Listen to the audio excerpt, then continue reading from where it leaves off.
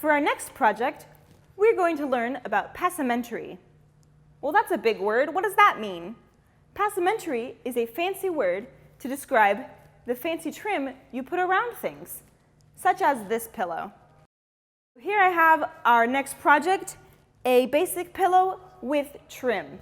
Something to keep in mind when you're shopping for trim is the part that is going to show is this part up here along the top, just like you see here on my pillow.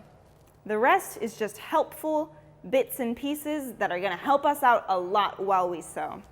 So go ahead and go to the store, buy a couple of yards of the trim or cording or cool tassels or pom-poms that you want to work with. I'm also going to need you to pick out some fabric that you want to cover your pillow with, enough to cover the whole thing, as we talked about earlier. You'll also need a pillow form and our basic sewing essentials. Those include sewing pins, snips, a seam ripper, because you never know, a rotary blade or fabric shears, a ruler, measuring tape, anything to measure something out, and then your sewing machine and an iron. The pillow I am working with today is 16 inches by 16 inches, so I have cut out enough fabric to work with that.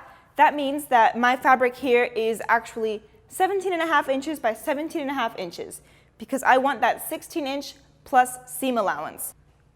So I added 1.5 inches on both sides so that my pillow will fit inside once it's sewn up.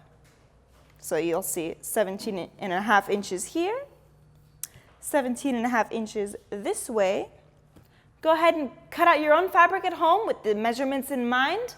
If you need a little reminder, go ahead and watch some of our previous tutorials and I will show you the way. And then go ahead and join me for our first step coming up. So what I'm going to need you guys to do to get this project started is apply your zipper to one side of your piece of fabric,